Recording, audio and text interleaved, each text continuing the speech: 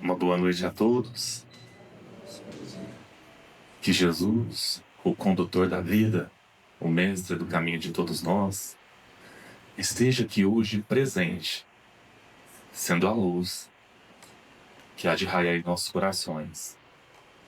Seja Ele a inspiração dos mais nobres sentimentos e confiantes na espiritualidade maior, rogamos a Deus que nos abençoe, a nós encarnados e desencarnados que aqui estamos, e a todos nossos corações amigos que aqui não estão, mas que possam também sentir a doce presença do Mestre, que sempre nos ensina, sempre nos acalma, sempre nos ergue. O estudo de hoje, o tema A Luz Raiou, tema simples, né, Soraya? Comentei com a Soraya, mas que nos impacta profundamente,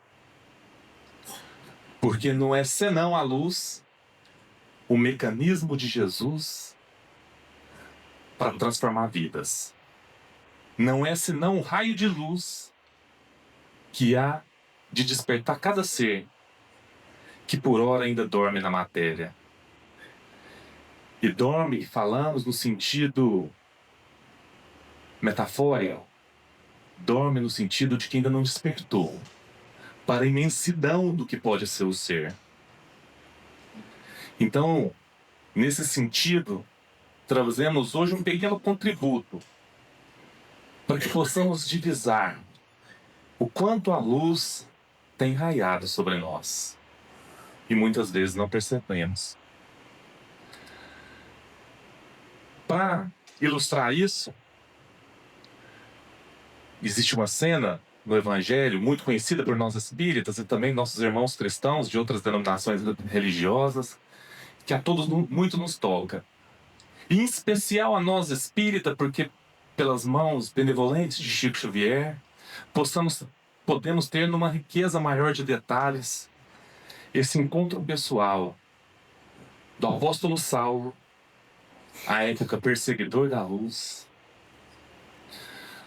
com a luz da verdade às portas de Damasco. Todos nós já abordamos sobre vários aspectos esse encontro, falando muitas vezes qual seria então esse encontro também de nós outros com Jesus, qual seria nossas portas de Damasco, mas a abordagem aqui é outra. A abordagem é da dimensão de um Cristo que às vezes ainda não captamos. Porque nos conta Emmanuel que quando Saulo, chegando a Damasco, encontra aquela luz, ele descreve, era uma luz mais bela e mais poderosa do que o sol.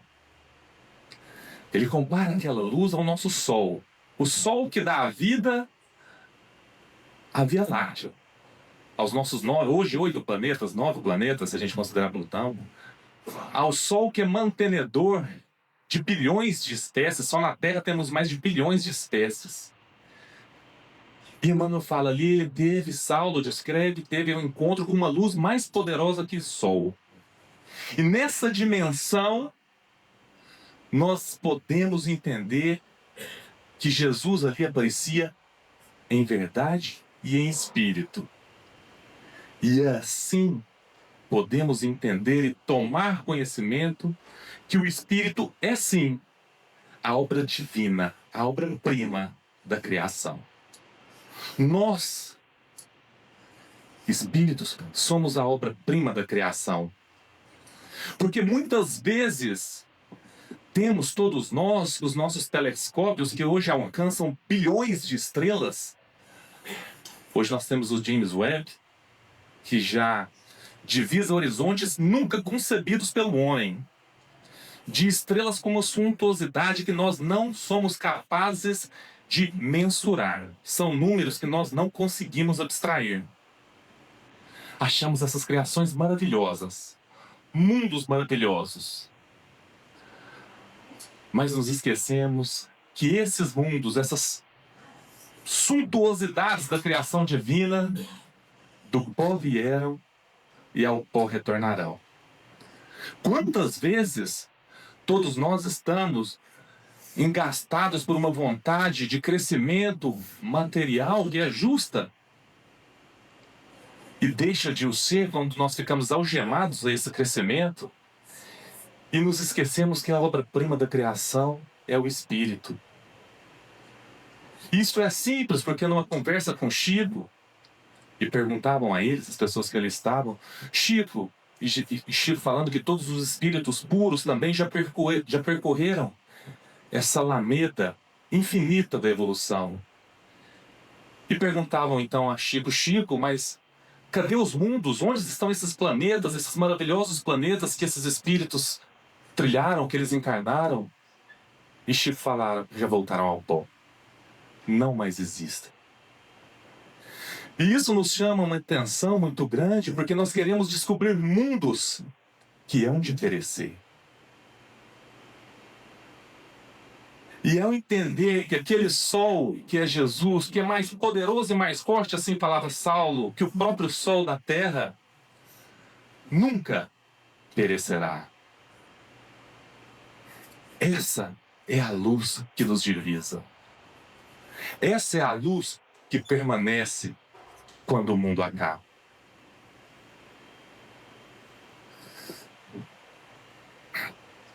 Mesmo porque os espíritos hão de evoluir a eternidade afora. Por isso vai dizer, e essa frase é de Karl Barth-Schutel, que eu mencionei agora há pouco, por isso vai dizer Karl Barth-Schutel que o espírito criado por Deus é sua grande obra-prima. É sua grande obra-prima. Porque sóis desaparecerão, mas cada um de nós há de brilhar nele, mais forte e mais poderoso que um sol. Não importa as nossas dores, obras divinas que somos do Criador, cada um de nós há de ser sóis para outras pessoas, para outros corações, a começar por iluminar a nós mesmos. Este é o imperativo, ou seja, essa é a determinação da vida para nós, a evolução. O grande problema é que nós não enxergávamos isso. Tateávamos muitas vezes a humanidade em sombras, como até hoje tateamos em sombras, contemplando e correndo atrás do que há de morrer, no terra a terra, e esquecendo o que há de alvorecer. E falando deste sol, é desse sol que estamos a falar, Jesus, dessa força. João Guilherme, dessa força poderosa que estamos a falar, que Emmanuel, o mentor de Chico Xavier, no seu livro Há 2000 anos, vai se referir a Jesus como sendo a luz que nossos olhos por hora não podem divisar. Ali Emmanuel nos fala também que se de pronto, de frente, olharmos a Jesus, nós também ficaríamos cegos, tamanha a luz. Mas que contato dessa luz se dá por etapas. Que a luz nos chega e vai derrubando escamas por escamas, momento a momento. E assim Emmanuel fala, essa luz que ainda não podemos divisar, essa luz que por hora não podemos divisar, é a luz que sustenta a vida, o fio condutor, no seu fio condutor em cada coração. Vou traduzir. Tá dando uma... Será que é essa? Alô? Vamos embora, tá bom. O que Emmanuel quer dizer? Vou traduzir. Emmanuel, no prefácio do livro A Caminho da Luz, nos diz o seguinte: cada coração aqui da Terra está entrelaçado. E o destino destes na mão de Jesus. Isso Emmanuel nos diz. Por isso nós outros nos chamamos irmãos. E a pedra angular, o ponto geométrico, e assim fala Emmanuel, o ponto geométrico de partida de ascensão é o Mestre Jesus. E por isso, ele vai nos dizer no Evangelho de Mateus e de João também, nenhuma ovelha vai ficar para trás. Nenhuma ovelha se perderá. Nenhuma ovelha se perderá porque chegará o momento que nós entenderemos que somos irmãos e que cooperaremos com o Mestre na busca de nossos irmãos. Vou dar um exemplo muito simples. Bezerra de Menezes. Bezerra de Menezes, sabemos nós também, no meio espírita, que já havia dado a ele a possibilidade de transpor outros planos, novos horizontes, novas paisagens, novas miragens. Então ele fala ao próprio Cristo: Senhor, enquanto tiver uma lágrima neste planeta, eu quero ficar. Já entendia ele, nosso querido benfeitor Bezerra de Menezes, que estamos todos entrelaçados. Que quando eu ajudo qualquer um que seja em qualquer parte do mundo, é um irmão que ajudo. E a Cristo também. E essa luz tão poderosa, mais forte que o sol, para alcançar os nossos corações, se faz um bebê. Pequenino, frágil, porque nossas mentes ainda não são capazes de angariar, de receber essa luz. Então ele se faz homem.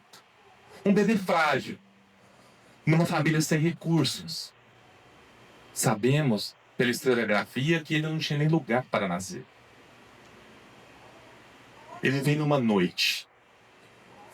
A luz vem numa noite.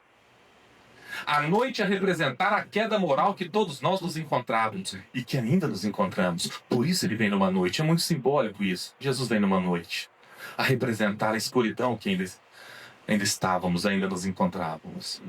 Mas nos dirá Maria Dolores, essa noite é a noite que preparou o grande dia. Porque na manjedoura a luz raiou. Na manjedoura já divisávamos uma luz que tocaria a todos nós, no espaço e no tempo, em algum momento de nossas vidas. Na manjedoura e na cruz, a luz raiou.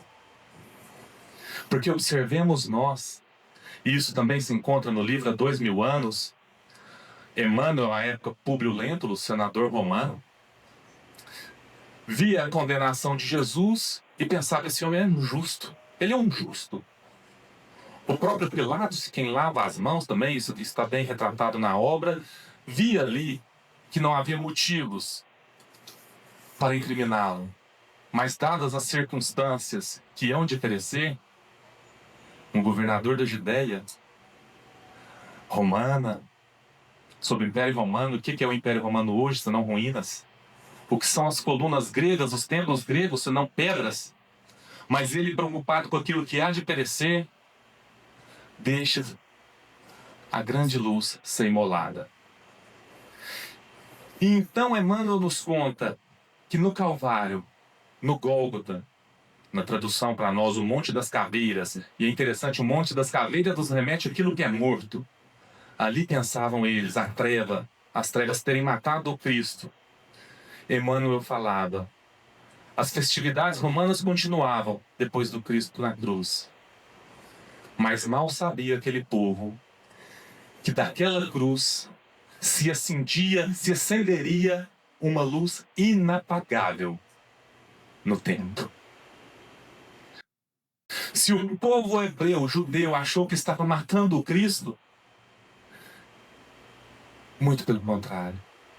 Nada há de matar essa luz que raiou. Nem mesmo o tempo. Porque Jesus finda o tempo. Fende. Ele parte o tempo. Nós sabemos, antes de Cristo, depois de Cristo. O próprio tempo foi por ele fendido, partido. A nos mostrar que para aqueles homens que só viam sombras e achavam que estavam matando um profeta qualquer, acabava-se uma noite para amanhecer um outro dia, mas para nós, humanidade, encerrava-se uma madrugada para alvorecer um novo tempo. Essa é a cruz. Essa é a luz. Essa é a luz que raiou. Essa, porque já diria um sábio, fixa é a cruz enquanto o mundo gira. E o mundo tem girado. Civilizações têm passado. Ditadores de todas as espécies, em todos os continentes, povos sucumbidos, têm perecido e reerguido. Mas a palavra divina não. Ainda hoje, numa cidade com aproximadamente 20 mil habitantes, estamos aqui a falar daquela luz que não só não se apagou, como a cada dia se acende mais forte nos corações que a ela busca.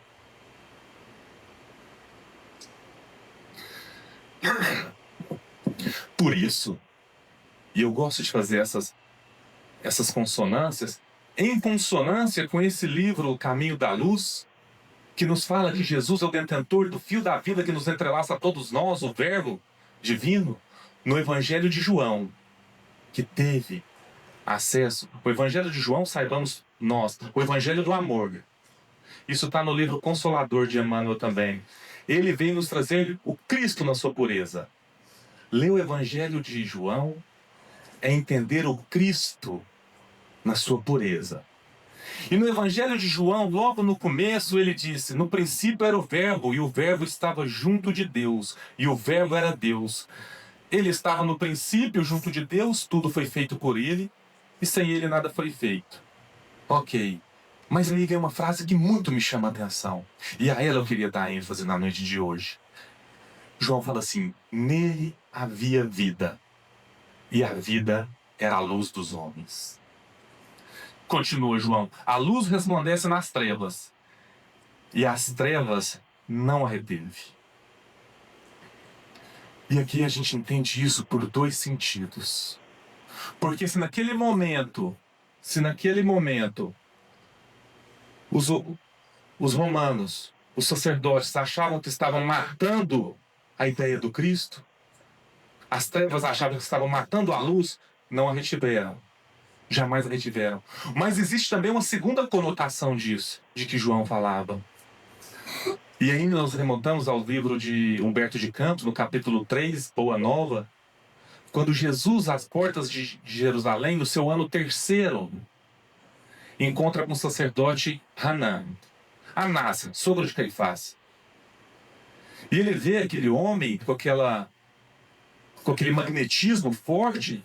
Jesus ainda não havia se apresentado na sua missão. E ele pergunta: que buscas você, Galileu? E Jesus fala: eu vim aqui implantar o reino de Deus na terra. E Anás, sumo sacerdote do templo de Jerusalém, disse: que venhas, que pensas tu ser isso? E ele fala: sacerdote, o reino de Deus é obra divina no coração dos homens. Ali Jesus nos dá a chave. Jesus, àquele tempo e também hoje, não veio para resolver problemas exteriores. Ele veio para redimir corações. Os seus próprios discípulos não entendiam à época, como muitos de nós hoje não entendemos. Aquela época, sob a dominação do Império Romano, pensaram ele: Jesus vai ser um revolucionário que há de nos tirar do jugo romano. E Jesus fala: sacerdote, a obra de Deus não é isso. A obra de Deus é uma transformação no coração de cada ser. Como a falar a nós mesmos? Se nós olharmos para o terra a terra, para o que passa, para o mundo, veremos só tribulações. Meu Deus, mas o que está acontecendo? Está tudo errado, está tudo errado. Cadê a providência divina? Nunca foram tão atuais as palavras de Jesus para nós. Que a gente já sinta hoje. Meus irmãos, o reino divino é obra de Deus nos nossos corações. Pode estar tudo errado fora. Importa que consertemos aqui. É isso que o Cristo propõe. É para isso que a luz raiou há 2000 anos. E é essa luz que nos busca encontrar. Porque se queiramos nós resoluções fora, nos perderemos muitas vezes aqui dentro. Muitas vezes aqui dentro. E tenhamos a certeza de uma coisa: um coração que já entrou em contato com esta luz que se propõe a renovar seres, nunca mais será o mesmo. Nesses corações fica uma marca. Nesses corações fica uma marca. Que há de germinar no tempo certo. Por isso o Espírito da Verdade vai dizer no Evangelho segundo o Espiritismo: eu sou o jardineiro fiel, e em silêncio eu cultivo o seu coração. O Espírito da Verdade. E se alguém tiver curiosidade de procurar saber quem é o Espírito da Verdade, Livro dos Médiuns, acho que capítulo 19, no 29. Ele fala: eu sou o bom jardineiro. Eu cultivo em silêncio o teu coração. Muitas vezes nossos olhos estão preocupados em olhar fora. Olhar a nossa rua, a nossa cidade, olhar fora. E o mestre está falando: não se preocupe com o que está fora, passará. Esse planeta passará. Mas teu coração brilhará. Ele está trabalhando aqui. Nessas luzes aqui. Esse é o chamado. E Paulo traduziria isso, e eu acho o apóstolo Paulo, gosto muito, porque eu acredito que ele tem uma sintonia com o Espiritismo, ele já divisava esse mundo espiritual de uma forma poética e muito bonita, e ele falava assim: a palavra divina expressa na vida do Cristo é como uma espada de dois gumes, que penetra até o âmago do nosso ser. À primeira vista, quando a gente lê isso, fala: mas a palavra do Cristo parece uma espada de dois gumes que nos fere. Mas aí a gente entende que a palavra do Cristo é tamanha luz que ao contato dela já não conseguimos ser o que viemos sendo. Ao contato dela já não conseguimos carregar os pesos que carregávamos. Por isso ela nos fere de morte. Ela fere de morte o homem velho. Ela fere de morte aquele ser que ainda jaz no egoísmo, no orgulho e na vaidade. É isso que a palavra do Mestre vem. Por isso ela trabalha no seu coração, no nosso coração. Por isso a palavra do Mestre dirá Paulo também em outra epístola: o amor do Cristo e sua palavra nos constrange. Nos constrange porque ao nos deparar com essa luz, vemos o quão pequenos ainda somos e como e quanto temos a caminhar. É nesse sentido. É isso que busca a palavra do Mestre. Então, entendendo que essa concepção de luz dentro do ser, no coração que Jesus nos traz, aí podemos agora compreender, Felipe, o prólogo de João. E nele havia vida, e a vida era a luz dos homens. Porque só quando estamos em contato com a palavra do Cristo, em verdade, só quando nos debruçamos no seu evangelho e no seu amor, é que a gente pode perceber o quanto nossa vida muitas vezes era cinza. Quantas vezes corríamos atrás daquilo que não traz substância para o ser. Tem sido assim há séculos. Por isso João falava, a palavra dele era vida, porque ele era vida. E a sua vida era a luz dos homens. Porque a sua palavra, a nossa própria concepção de vida, muda. Vou dar um exemplo de uma passagem que gosto muito. No Evangelho também, já citei aqui, me perdoem pela repetição. Mas é simples e esclarecedora demais sobre essa percepção e ótica da verdadeira vida. Jesus, naquela famosa passagem para Betânia, conhece, né, Michel? Que ele para na casa de Lázaro. E as irmãs Marta e Maria estão ali a receber os apóstolos. E Marta, muito preocupada com os afazeres da casa, e corre para preparar a merenda, corre para dar alojamento aos discípulos, às pessoas, a caravana que estava com Cristo. E Maria ali, a maravilhar, a divisar aquela luz encarnada, mas que a todos embebedava no bom sentido. Ela estava ali em êxtase. E Marta assim: meu Deus, mas Maria não me ajuda. É muita gente para servir, é muita comida para fazer e ela não me ajuda, preocupada com terra. Como todos nós, no dia a dia nosso, preocupados com aquilo que há de passar. Em dado momento, e o tempo vai passar nada inerrável. Soraya, eu falei que ia ser rápido, né, Soraya? 20 minutos, agora eu falei. Em dado momento, Maria não se contém, não aguenta. Falei, eu vou falar com o mestre. Fala, Jesus, vem cá. Ó, o Senhor está aqui. A luz na nossa casa. Os discípulos. E Marta não me ajuda.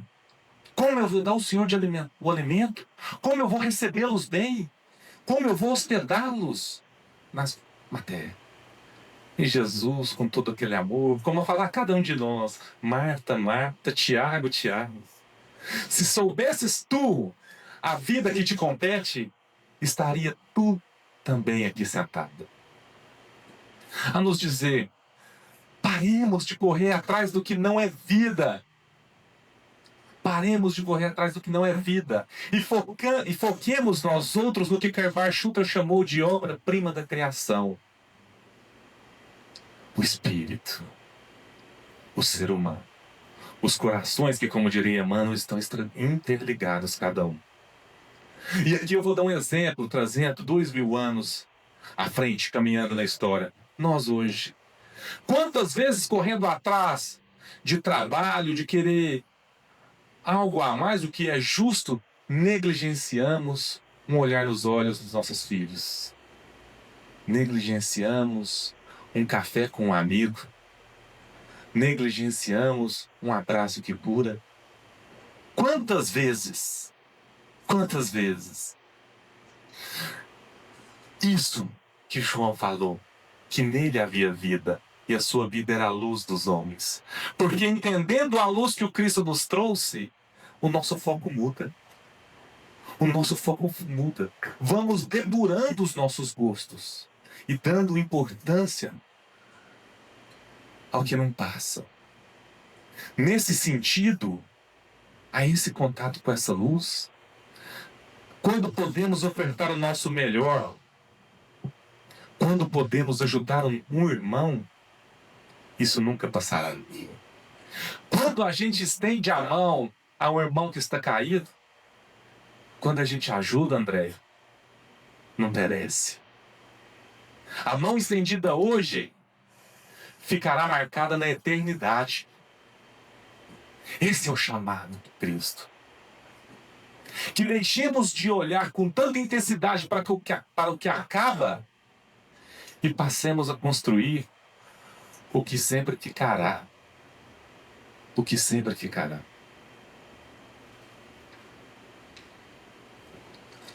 Essa foi a primeira luz de raio. A vida do Cristo. E com ela ensinamentos imorredouros. Mas o tempo passa. E nós, enquanto humanidade, vamos eclipsando os seus ensinamentos. Nós vamos, de certa forma, cristalizando aquela palavra divina, aquela luz que haveria de iluminar nossos caminhos. Vamos, por vários meios, restringindo a palavra do Mestre. E muitas vezes o distanciando de nós. Trazendo Jesus, muitas vezes, na forma de um ser distante ou apenas no culto. Cultuando. Eis então que Jesus fala a Lívia nestes momentos, no livro há 2000 anos também, que ele saberia que chegaria esse dia. É uma espécie de sermão, um complemento do sermão profético que está em Mateus capítulo 24. Ele fala, chegará o tempo de tribulações, onde as minhas palavras eclipsarão, onde meus ensinamentos esfriarão, como é sabia, onde o entendimento da verdadeira vida será transviado por outros caminhos, para a matéria, para o terra-terra. Em Mateus 24, o sermão profético, sabendo disso, e aí deixa eu buscá-lo, para não decorrer em erro. A Aline tinha pedido até para fazer o slide, mas eu vou falar de cabeça mesmo. Se eu errar, vai ser na grafia, não na semântica. Então, em Mateus 24, no sermão profético, ele fala: o sol se apagará, a lua perderá sua claridade, então as estrelas cairão. E isso é lindo e muitas vezes incompreendido por nós. Jesus estava ali anunciando a sua próxima vinda. Eis que no prefácio da obra Evangelho segundo o Espiritismo, o Espírito da Verdade nos fala: os Espíritos, mensageiros do Senhor, ao toque de sua ordem, cairão como estrelas cadentes em todos os recantos da terra. Se em Mateus 24 Jesus falava: o sol da verdade, a luz vai se apagar, a claridade da lua escurecerá, os corações se esfriarão, as estrelas cadentes cairão. Em 1857, em forma de estrelas cadentes, os espíritos eleitos do Senhor descem à terra e nos trazem o Cristo de novo, o Cristo redivivo. É isso que está no prefácio do Evangelho segundo o Espiritismo. Tem até o toque da trombeta, né, amor? Lá o Espírito da Verdade comenta, então, uma simbiose perfeita, nos mostrando que sim, o Espiritismo vem como Cristo redivivo. O Espiritismo vem como a pureza do alto continuar a obra que Jesus havia falado para nós lá atrás. Vem trabalhar os corações. Vem renovar as perspectivas do ser. O Espiritismo, a seu turno, vem então recolocar as coisas no seu devido lugar. Ele vai reconfigurando as posições. E ele mata a concepção de morte e nos dá ainda mais amplitude do que seja a vida. Porque se com Cristo a luz raiou, vai nos dizer Emmanuel no livro Amanhece, com o Espiritismo, um novo dia chegou para a Terra. Alvoreceu uma nova jornada. E ele nos dá a concepção literal de que o Espírito é sim a obra-prima da criação. E ao nos fazer não só entender como sentir isso, ele nos projeta para outros planos. Ele nos alarga os horizontes. Porque agora eu já sei que se eu perdi o ente querido, em outro plano ele está. E muito mais bem amparado às vezes do que aqui ele estará. Porque agora eu sei que os corações que palmilhavam comigo aqui encarnados, hão de palmilhar também desencarnados. Em outras esferas, porque há muitas moradas na casa do meu Pai. E mais do que isso, vem o Espiritismo a trazer Jesus para nós, para perto da nossa alma, para dentro do nosso ser, como um amigo de cada dia. O Espiritismo nos mostra um Jesus que é o mestre de cada escolha, que é a luz para cada passo. Isso é estudar o Evangelho à luz do Espiritismo. Receber essa luz. E é recebendo, e é sentindo, deixar essa luz, que é o Evangelho redivivo, o Cristo em essência, deixar que essa luz nos ilumine. Que essa luz ilumine o nosso pensar. Que essa luz ilumine o nosso sentir. E que iluminando o nosso sentir, possa então refletir o nosso querer. E refletindo no nosso querer, se expresse no nosso agir. Essa dimensão que vem à luz. Por isso Jesus falava, a obra divina é no coração dos homens. Porque aqui recebendo essa luz aqui e enxergando o que já vale na vida, eu já mudo a perspectiva do que eu quero e do que eu sinto no meu coração. E mudando o que eu quero e o que eu sinto, eu já posso mudar os meus passos, o meu agir. E buscando, assim, a luz deste evangelho, e não sendo, e perdão pela redundância, a luz dessa verdadeira e grande luz, agindo cada vez mais em consonância com Cristo. Porque vai nos dizer também, Emmanuel, a fórmula mais segura de ascensão espiritual é a cada dia um tanto mais com Jesus e um tanto menos com nós. A cada dia que passa, mais Jesus em mim, menos Tiago. Mais Jesus, menos Tiago. Ao que João, não o evangelista, João Batista, falava: é preciso que eu diminua para que ele cresça.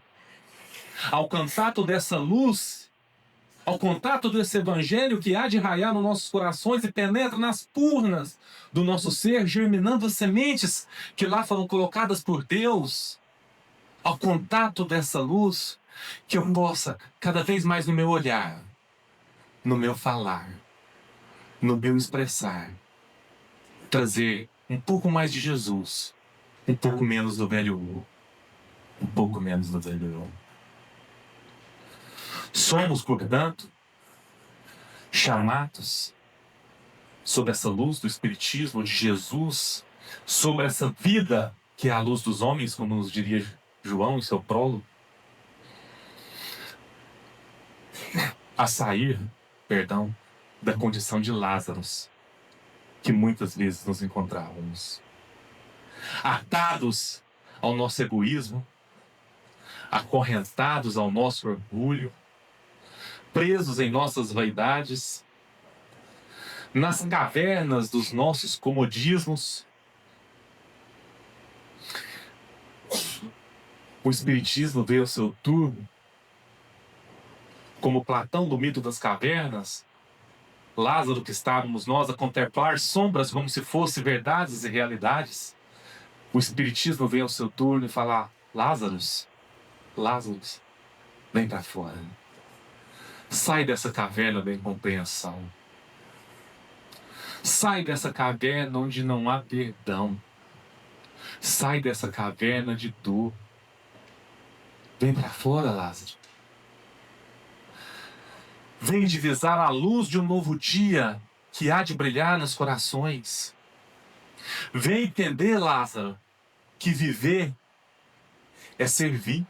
Quantos de nós buscando do terra a terra, achando que vida é aquilo que eu posso mensurar, não entendendo que o salmista estava certo, Zé Neto, quando ele falava no Salmo 42, um abismo puxou outro abismo, que quando eu busco poder, eu vou querer mais poder. Quando eu busco vaidades excessivas, sem equilíbrio, eu vou querer mais e mais e mais e mais. De um abismo, eu vou puxando para outro abismo. Isso o salmista nos falava. Com o evangelho, Zé Neto, um monte chama o outro monte. Porque ao estender a mão para o outro, já podemos nós estender a mão para nós mesmos e juntos estender para uma multidão. Porque o Mestre nos diz que o amor cobre e cobrirá a multidão de pecados. Então este evangelho da luz que raiou, vem chamar a todos nós. Vem para fora. Vem para a luz. Vem entender a luz do sol da verdade, do sol do amor que é Jesus, que viver é servir. Que vivesse engrandecer-se, que viver é engrandecer-se dia a dia através do conhecimento. Que liberdade é disciplinar-se. Que grandeza é se fazer pequeno. Uma concepção de vida diferente. Como naquela cena que perpassa os séculos, onde os discípulos falaram: Senhor, quem será o maior no seu reino?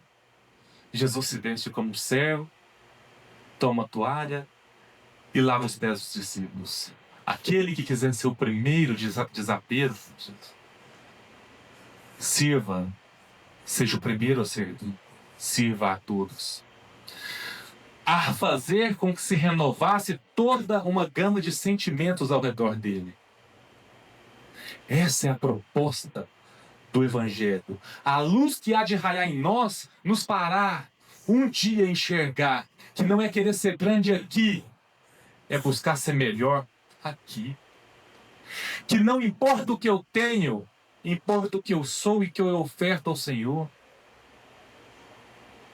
E através desses convites que nos bate todos os dias na porta e vem nos batendo através dos séculos, a gente vai poder fazer um dia de Madalenas, as mensageiras da ressurreição, de Paulos, os arautos da verdade, de Pedro, rochas da fortaleza, de Tomés, firmes na fé, e assim por diante.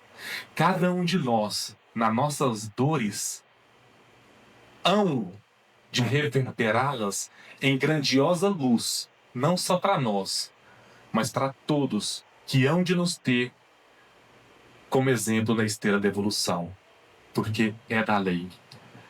É assim. Antes de encerrar, ainda está no tempo, tem uma música, ali, tá aqui, né, mano? Tem uma música que nos fala sobre a luz, sobre Jesus sendo essa luz. Música simples, mas eu queria fazer um convite. Essa música sempre me tocou muito. E no estudo de hoje, me veio muito essa música. Eu queria que a gente sentisse. Ela fala da luz divina, que é Jesus, mas que a gente pudesse, quem quiser cantar, cante, quem quiser sentir, sinta. Que a gente pudesse cantar e senti-la por Jesus, que há muito tempo vem tentando penetrar nosso ser com a sua luz. Que há muito tempo vem nos chamando, vem para fora. Eu sou a verdade, o caminho, a vida. Que há muito tempo nos convida, que a gente possa entender a dimensão desse trabalho de Jesus, nessa música singela, em forma de agradecimento a essa luz que é Jesus para nós. Luz essa que nos busca a ser luz. Luz essa que raiou há 2000 anos, que raiou no Consolador, que raia hoje, e que só está esperando, como Jesus diz no Apocalipse de João, eis que bato a porta e espero você abrir. E se abrir, cearei contigo. Que a gente possa sair para fora, Lázaro, que somos, dos nossos orgulhos e da nossa maneira de enxergar a vida, e voltar nossos olhos para a luz, para o que realmente importa,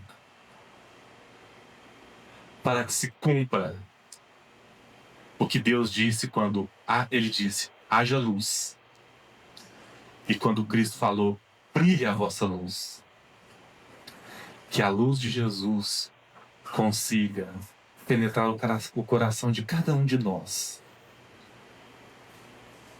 E que nós possamos entender que nesse vale, nesse mundo que estamos, onde tudo parece confuso, não ter solução, ou tudo errado, que tenhamos a certeza, e mais que ter a certeza, que sintamos aqui, que Jesus e sua luz sempre esteve trabalhando. Muitas vezes não é no que nossos olhos veem, mas é no que precisa. Ele está construindo aqui. E que construindo aqui possamos cada um de nós acender uma luz. Seguir os passos de Jesus. E cooperar na obra da redenção da humanidade. Entrelaçados, corações que somos, como uma família, a caminho da luz maior, que é o nosso Pai. Muita paz, muita luz. E que sigamos Jesus hoje e sempre. Que assim seja.